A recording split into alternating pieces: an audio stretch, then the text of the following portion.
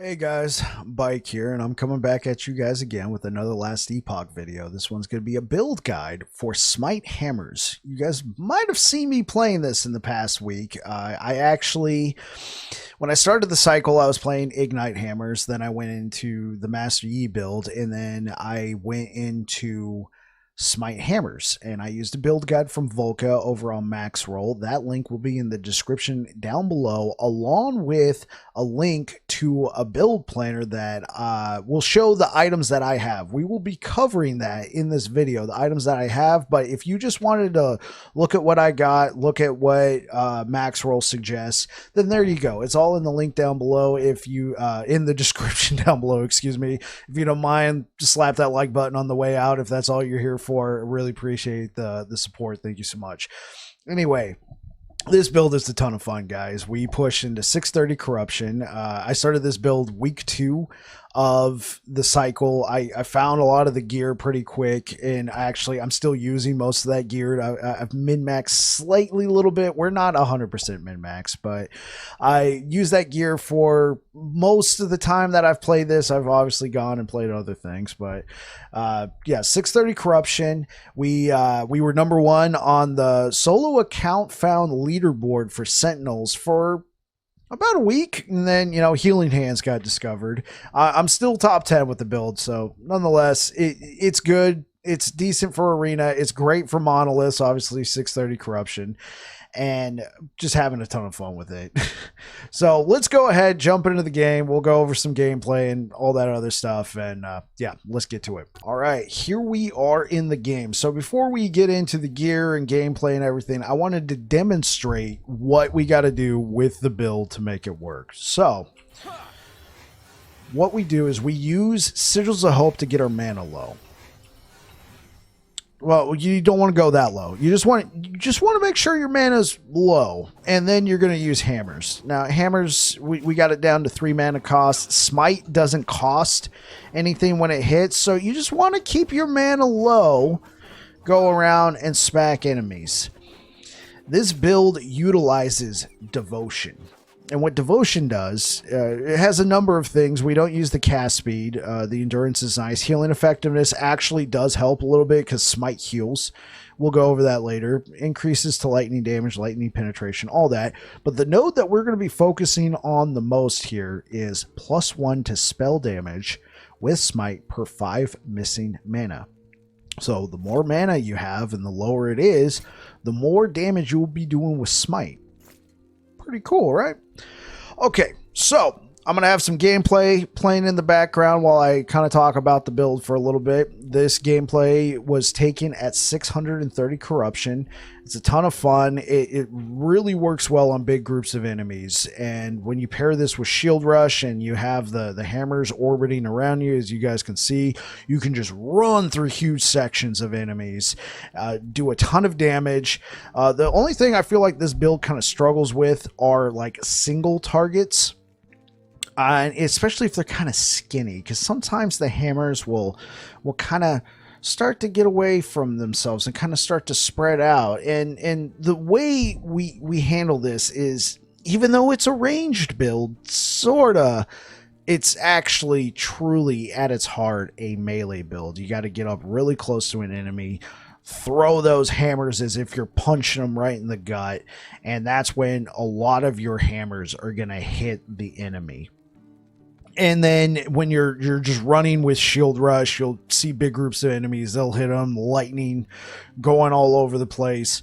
It's insane. I love this build. This build is absolutely phenomenal. I love it a lot. Last little critique. Sometimes objects in the world, particularly terrain, will eat your hammers. And what I mean by that is sometimes, and it's not a truism all the time. Sometimes there's a wall, sometimes there's a statue.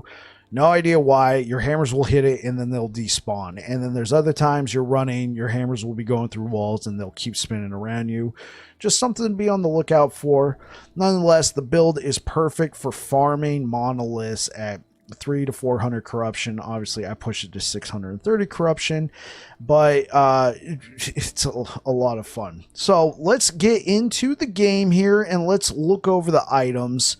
First, let me say this is not a ward build, so health is going to be king for you in terms of surviving.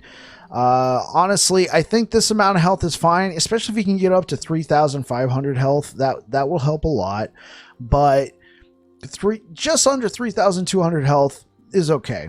Mana, you're going to want to be looking for 500 mana, trying to get up there. I personally wasn't able to get there, but there are some ways, especially if you want to just spend a lot of time with this build, you can really gear up for it. If you're playing Circle of Fortune like myself, you can really be looking for those wands, those gloves, those shields, whatever you can get to get some mana, some attunement, you know, a little bit of this, a little bit of that, a little bit of seasoning, salt, pepper, boom. Nice juicy meal. So let's look at the gear.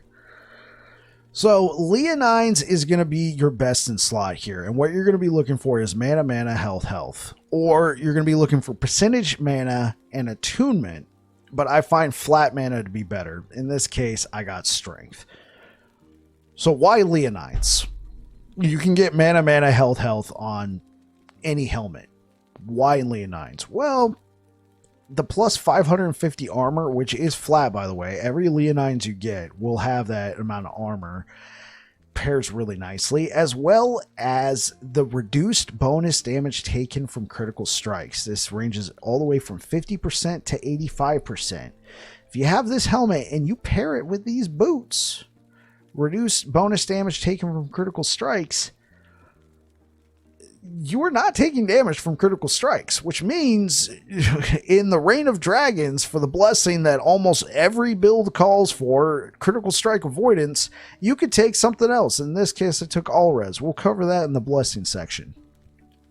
But yeah, you can take this helmet and these boots and you're good to go. If you want to get really crazy with it, you could forego some of your health and you can take the, let's see if I can pull it up here. It's a suffix armor. We're going to be looking for that. Armor and reduced bonus damage taken from crits. Now, I highly recommend just using the boots and the helmet. But if you want this helmet to pull double duty, you can forego, probably in this case, the flat health and then have like a T7 percentage health on your helmet. And then you could take a T5 reduced damage from crits and extra armor. Slap that right there. Bam, your helmets are pulling double duty. You can your helmet's doing double duty. You can put whatever you want for the boots. But the thing is, the Citadel boots are just best in slot because of the amount of armor they give.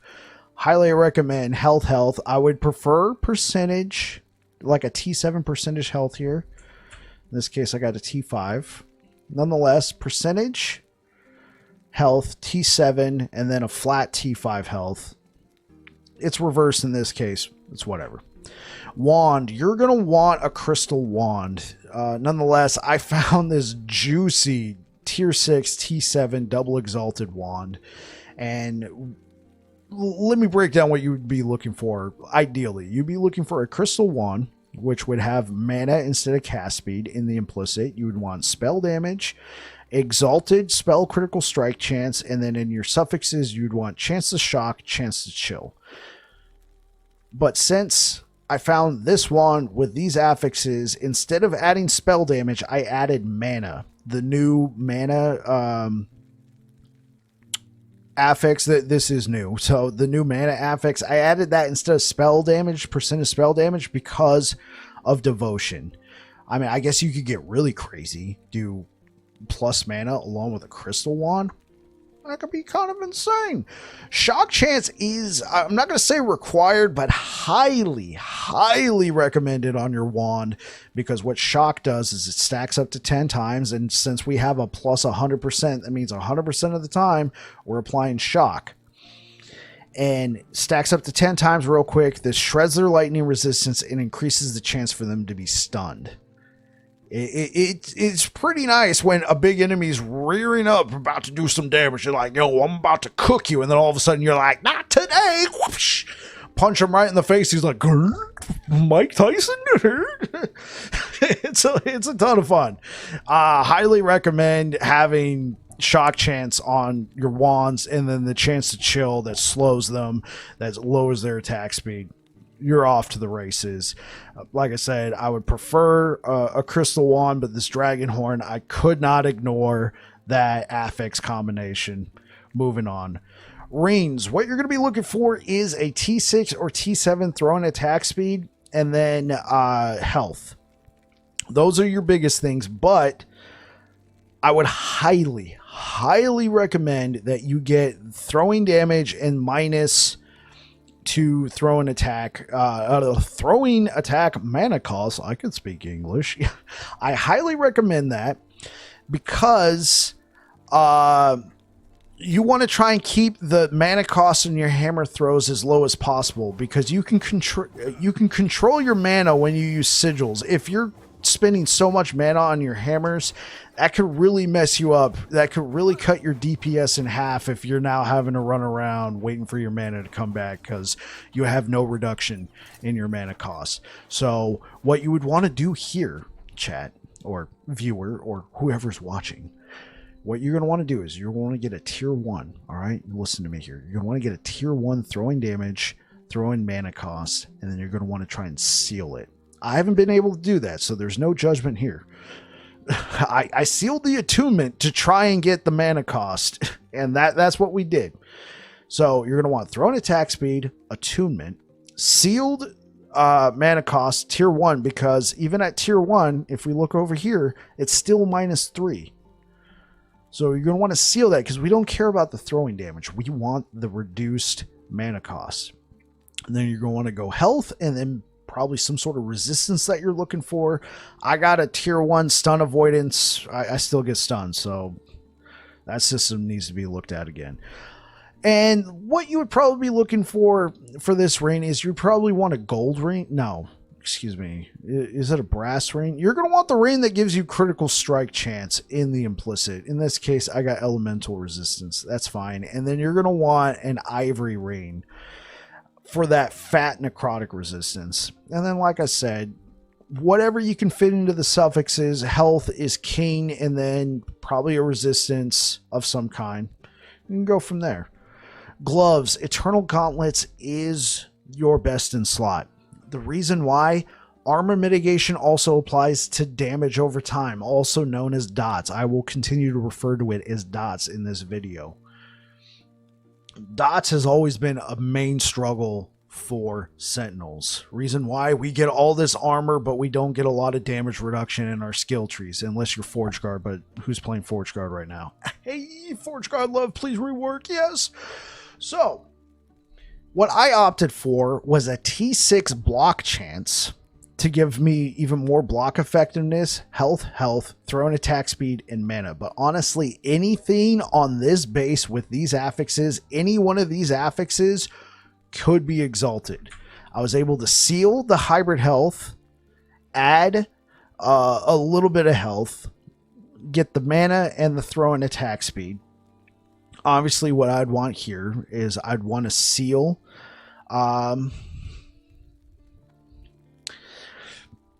just whatever makes it works.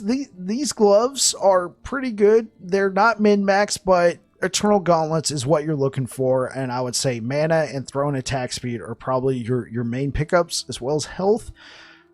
I like the block chance. It helps out a lot. Nonetheless, play around with it. See what you get. Citadel boots. I don't think we covered this. Maybe we did. If not, let's go over it again. T7 movement speed. Attunement. I got that one at tier 5. I opted for armor instead of hybrid health. I think the armor was a good pickup, but if you already got a ton of armor, hybrid health and flat health. I think the flat health was already there, and then I had a choice between armor and hybrid health. I can't remember. I got these boots in week 2, so you know the struggle is real, chat. Right. I keep calling you guys chat. You guys are viewers. I stream a lot.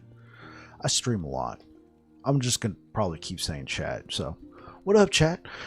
So, this right here, the Solarum Banner of Life, this is the base that you want. Block chance, health gain on block. I mean, health gain on block, it's so minimal, I don't really care. But maybe it saved me a couple times and I didn't know. But what you're going to want for your relic is +3 to smite. Helps out a lot. This is so, I mean, it's not min-max, but it's damn near perfect. +3 to smite. 23% critical strike multiplier, 21% chance to apply frailty. Frailty, if you guys didn't know, when you hit an enemy and you apply frailty, it reduces the damage they do to you. This is a massive defensive affix. Highly recommend frailty for just about any build in the game. Try and get it onto your gear. Chance to apply frailty and health. This is a great relic that we got here. Let's go to the main armor piece. Champion's Regalia will be your best in slot. And the reason why? Armor mitigation against dots. As well as a fat +700 armor to add to your armor pool. Right now, we're sitting at 6,000 armor. That is a 68% damage reduction against physical damage and a 48% damage reduction against your fire, lightning, cold, physical, poison, necrotic, void that are not dots. What you're looking for is mana, health. This is not min-maxed. It's close. You're going to want the exalted increased health affix on here, and obviously you prefer a T7. You'd prefer a T5 flat health, a T5 percentage increase health, and then a T5 flat mana. That is what you would be looking for, and then you can seal whatever on here. Maybe you need a little resistance or something. You can seal it, whatever you're looking for. I would say this is damn near min-maxed. It's not quite there, but you're looking for something like this. For the shield, Iron Glass Shield, highly recommended. Pretty sure Volca recommended that one as well. It comes with a fat 35% block chance already on there. I was able to get a T7 block chance. I would prefer 24% block chance, but 21% is fine. Block effectiveness, block chance, health. Those are your main 3 affixes that you would be looking for. And then instead of poison resistance, because when I crafted the shield, I think that was already there and there was nothing I could do about it. I do have some forging potential. I can go roll the dice, you know, and try and do a rune removal, which I will not be doing, but I could try that. Instead of poison resistance, you would want a T5 reduced damage taken on block. That would be your ultimate. That'd be your ultimate min-max right there. Yeah. Belt. So Volca does recommend the Praetorian belt. Praetorian belt is good because it gives you a lot of armor. I personally had the Spider Silk belt laying around. It's very good and it gives us a ton of resistances. And what you'd be looking for on this belt is T5 increased lightning damage, tier 1 potion use cleanses. You're gonna need that, believe me. Even with this damage mitigation we got on here, chat, I'm telling you, you're gonna need the chance to cleanse those ailments. This only does so much. You're gonna want to be able to cleanse that as often as possible. Health, seal the health, and then increase cooldown recovery speed. The cooldown recovery speed helps a lot with your Holy Aura, your Volatile Reversal, and to a lesser extent, your Shield Rush. Yeah. Spider Silk Belt, I really like this one. Plus, I found a ton of Spider Silks with really good rolls on them, so I've opted for that. Plus, it took care of so many resistances. And yeah, and last but not least, Devotion. We kind of went over this, but I've slammed a ton of these. I've never found a 2LP, unfortunately, but I was able to slam a T7 critical strike multiplier onto here. It also gives us increased cast speed with Smite per 2% missing mana. We're not using the cast speed portion of that, but nonetheless, that's there if we ever wanted to do a build that focuses on self-cast. +1 spell damage per 5 missing mana, so this is why having lots of mana helps. 10% endurance. I would prefer that max 15% endurance because I don't have a lot of endurance on my gear. So if I had that 15% endurance, this would help, but nonetheless, 10% is fine. At least it's not 3%. Healing effectiveness helps a lot. Lightning damage, lightning penetration. I kind of feel like I might have covered this, but who cares? Slight. Yeah. All right. That is the gear. Let's move on to the idols.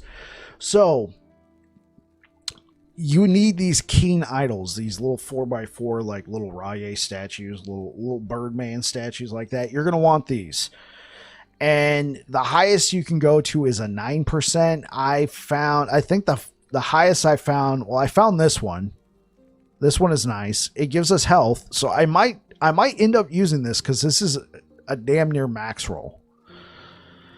But I've opted for block effectiveness. It's what the guide recommended, and the block effectiveness helps, especially if you can get this block chance up there a lot. When I use sigils with the block chance that I have, I get up to an 87%. There's a few ways we can min-max that a little bit. We'll cover that later when we talk about the blessings. So we got the keen idols with the block effectiveness and chance to smite. You would prefer the 9%, but I'll take what I can get. So we got a 7%, 8%, 8%.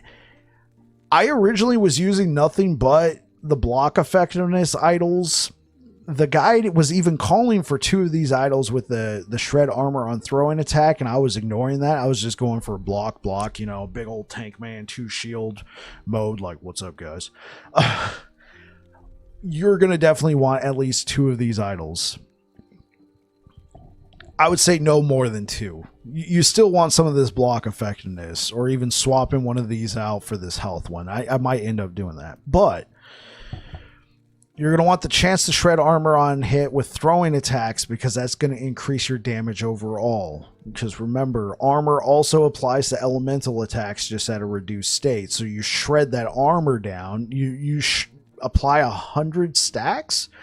You mostly see this against bosses, but you apply 100 stacks of armor shred. Oh, the damage. Oh, don't underestimate that. Try and find yourself a keen idol of the siege and just shred that armor down right there. And then for your little idols, you can throw whatever you need. In this case, I needed physical resistance. I covered just about every resistance on my gear except for physical resistance, so that's where this came into play. All right, let's go over the blessings. There's a few different things that you can do just to kind of show you guys. Just to show you guys, these are the specific blessings. I think I'll use this one. So for Spirits of Fire, I opted for flat armor. If you're doing pretty well on armor, you could also take endurance here. That could be very helpful. Or you can also take chance to apply frailty. If you can't find that chance to apply frailty helps a lot. But in this case, since I already had endurance pretty much taken care of and the chance to apply frailty on hit, I opted for the flat armor. This helps out a lot. This is nowhere near min-maxed, but if I spend some time farming here, I can do that. Moving on. Okay, so this is a departure from the guide that Volka put out. He calls for the block chance one. That's a great choice. It's a great choice for sure. Personally, unless I could for sure get 100% block chance all the time, I know I'm going to get hit at some point. I opted for percentage increase armor. I do think that is a good play. This is a personal thing. I also got a really decent roll on it. So I prefer percentage increase armor, but the block chance blessing is very good too. It gives you up to an extra 8% block chance. Could be tasty. Last run, I hate last run. I hate Elder Gaspar. You guys already know this. If you see my videos before, you know I hate Elder Gaspar. I went there, fought him like once or twice, got the class specific drop rate. It's not even that good. I got this one and I haven't been back since. Reign of Dragons. You can have up to a 20%. I got a 19% on the all res. If you do not want to use these helmets, if you do not want to use these helmets and these boots, I would say critical strike avoidance would be your other choice. But since we're taking all that, reduced damage from critical strikes, you want the all res. Well, I guess you could take whatever you want. I would recommend all res. For Fall of the Empire, Blood and Frost, Stolen Lance, and to a lesser extent, Fall of the Outcasts, whatever suits you, whatever you're looking for. These are not gameplay impacting. They're just whatever you're looking for. This one, I got a two-handed sword drop rate. I was looking, I play other builds, so I was looking for some two-handed swords, try and slam into some other stuff. That's why I took that one. There's no wrong answer here. Whatever you're working on, take what you're looking for. Same thing down here. I threw the ring drop rate on here because I'm at the point now trying to find some red rings of Atlaria would be nice. I've already found one. I would like to find some more because they're red rings. Follow the Outcast. You got a couple choices here. You can go for experience, gold, or in my opinion, unique drop rates. Excuse me, my nose is itching.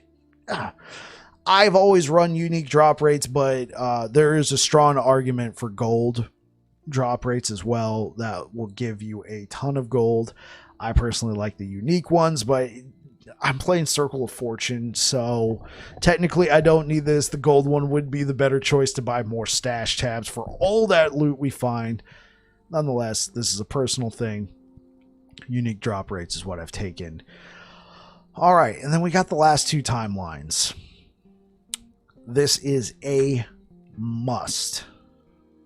I mean, I guess you could take mana here, since we already have shock chance, but to just further apply chance to shred lightning resistance on hit, this is good. But you could also take mana here.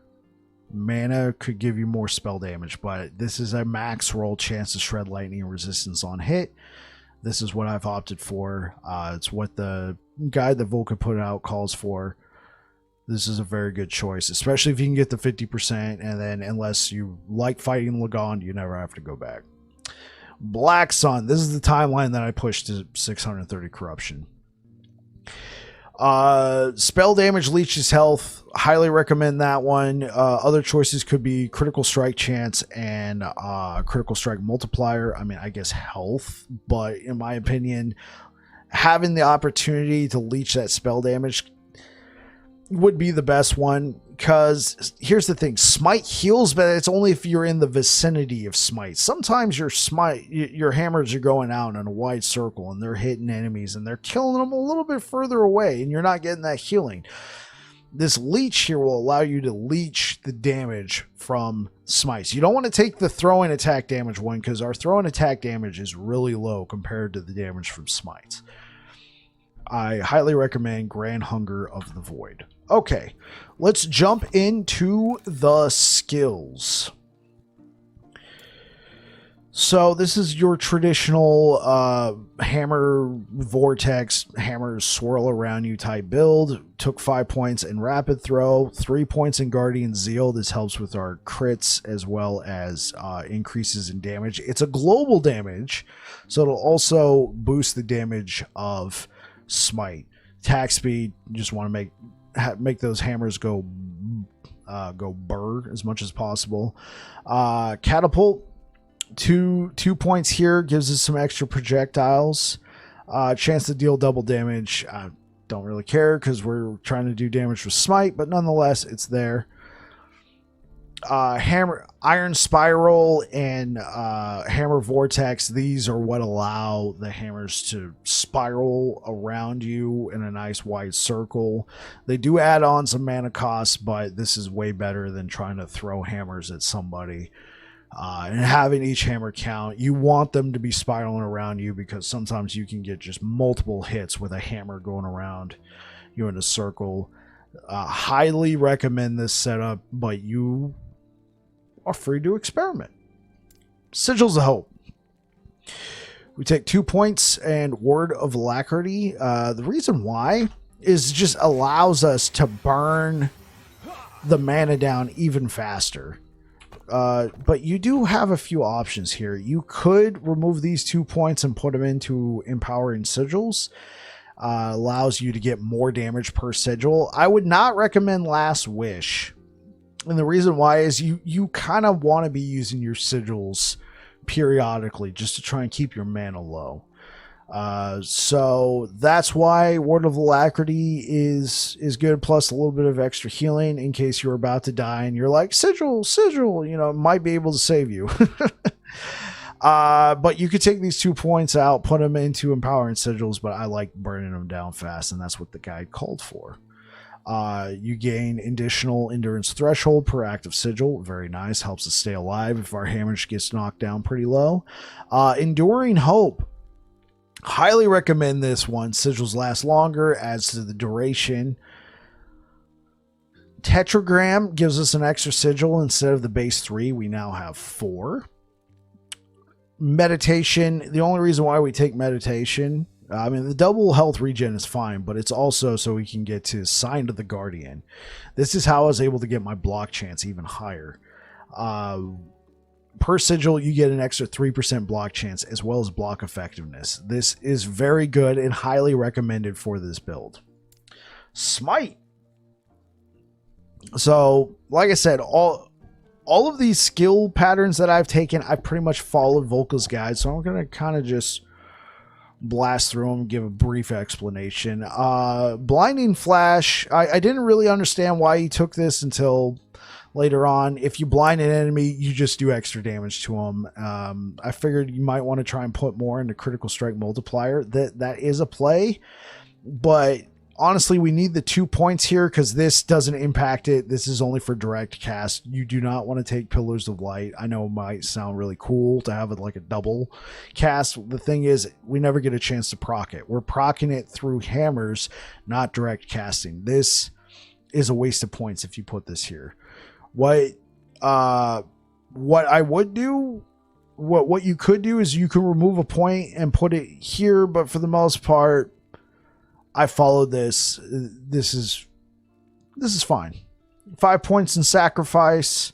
What happens is it costs some of your health to do this extra 250% damage. But then if you put 5 points in atonement, you then remove that health cost. If you feel like you are comfortable, you could remove a couple points out of atonement and put it into like deep impact over here. And what that'll allow, you will take damage from casting Smite, from Smite being procced. But if you got, like, let's say you went with a crazy health regeneration build or something like that, you could offset this and do some more damage with that. I would not recommend it. Smite procs a lot with these hammers. And then Conviction, highly recommend this one because of that base crit chance. Then going up here, we took 2 points of piety, chance to electrify on hit. Converts Smite into lightning. And then Unbalanced Scale, Smite also casts a lightning bolt at 3 nearby targets. Adds a little bit of a mana cost. I thought Smite wasn't costing mana. Huh. Adds a little bit of a mana cost, but we got ways to work around that. Still, highly recommend that. I mean, I guess if you got extra points, you could put some right here or right here, but I would if you got extra points, like let's say you got a +4 or you're using like an Omnis. No, you wouldn't be using Omnis with this. For some reason, you're using like a Cleaver. I don't know why you would.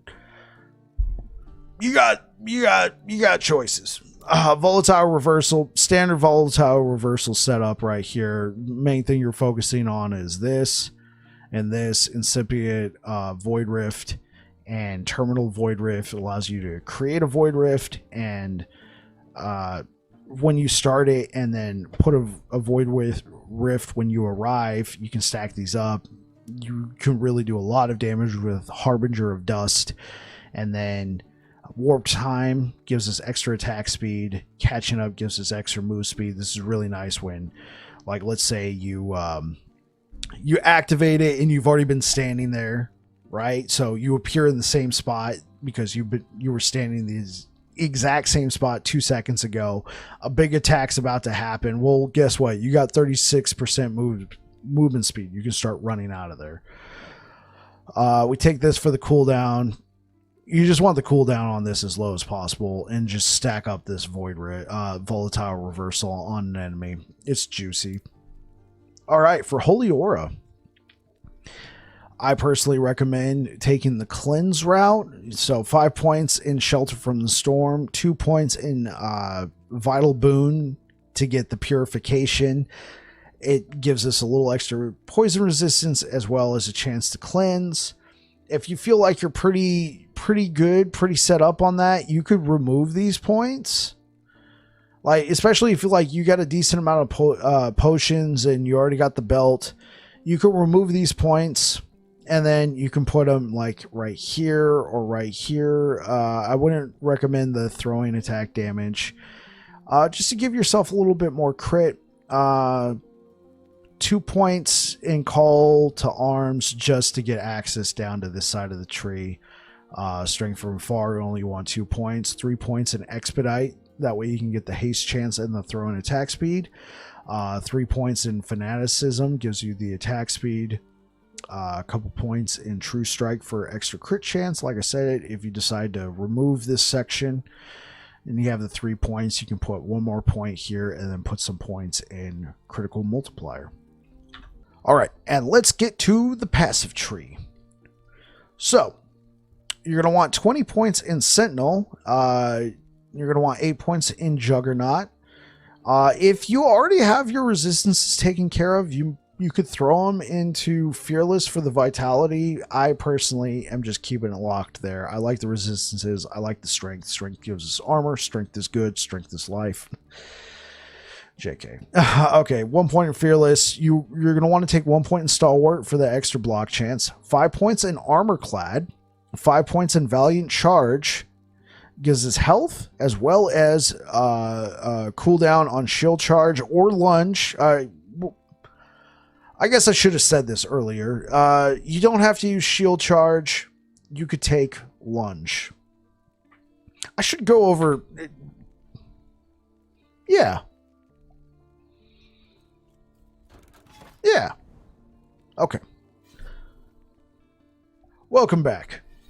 So, I was off... Okay. Welcome back. So, I was off talking about something else, and I forgot to mention what's up with my skill bar. We're using Hammer Throw to proc Smite, but we don't have Smite on our skill bar. Well, since Smite's being procced by Hammer Throw, what I did is I threw Shield Rush in this open slot. But you could also throw Lunge if you want, or, you know, if you don't care about movement speed, you can throw on a Rebuke. I just figured I would mention that right now. Back to the video. All right. So here we are. Let's go over the skills. Got 8 points in Juggernaut, 1 point in Fearless, 1 point in Stalwart. You want that block chance. You know, you only need 1 point, and that gives you the block chance. 5 points in Armor Clad. Gives us damage reduction from nearby enemies as well as armor. 5 points in Valiant Charge. Gives you a 30% cooldown to your movement speed, your movement skills. So that helps with like your Shield Rush, your Lunge, that sort of thing. Even though we're not spec'd into them, still 30% cooldown, right? 1 point in Fearless. Let's go over to the Void Knight tree. Straight up just put 10 points into Abyssal Endurance. Gives us health, Void Resistance, Physical Resistance, and then you take 1 point in Void Corruption. Guess what? You now have 11% extra Critical Strike Multiplier. It's very good. For the Forge Guard tree, we put 1 point in Steel Aegis or Aegis. Either one. We only need the 1 point. Gives us extra block chance. Poor Forge Guard. And then Paladin. This is where the juiciness begins. You're going to want 8 points in Conviction. It gives us lightning penetration, lightning damage. It's good. It's good. Conviction, 8 points. If you really need it, if you're really hurting, instead of this, you can put 8 points in Defiance. I would not recommend that. I would try and take care of your elemental resistance in other places like Holy Aura, the all resistance from the Reign of Dragons tree, but it's there if you need it. 1 point in honor gives us the block chance increase, and Heaven Fire. This is highly recommended. A flat plus 30 spell damage while using a shield. Yes, please. And then 10 points in Valor gives us an extra 150 health, as well as healing effectiveness, which helps with Smite because the healing effectiveness is from Smite. 5 points in Blinding Light gives us some more of a blind chance to interact with the Smite node from earlier, as well as a 10% endurance. Yeah. Holy Icon helps with our necrotic resistance, especially if you have no necrotic resistance on your gear. You take 10 points here, you get the health, you get the 49% necrotic resistance. You use the ring that I was showing you earlier, bam, you're capped. You're done with necrotic. All right, Sanctuary Guardian, even more flat spell damage with a shield, as well as 400 armor while wielding a shield. Highly recommend. And then 1 point in shield wall. We cannot dodge. Oh well, but guess what? 5% block chance. Yes, please. 10 points. 10 points in Holy Precision. This gives us a 200% chance to crit with spells, as well as 100% critical strike multiplier with lightning skills. Ah! It's good. 12 points in Reverence of Duality for the increased health, increased damage, healing effectiveness, and mana. Keyword mana. And then with the last of your points here, you can do what you want. Highly recommend Light of Raya. You get the movement speed, you get the lightning damage. It's good. It's pretty good. So we've gone over the blessings, we've gone over the equipment, we've gone over the idols.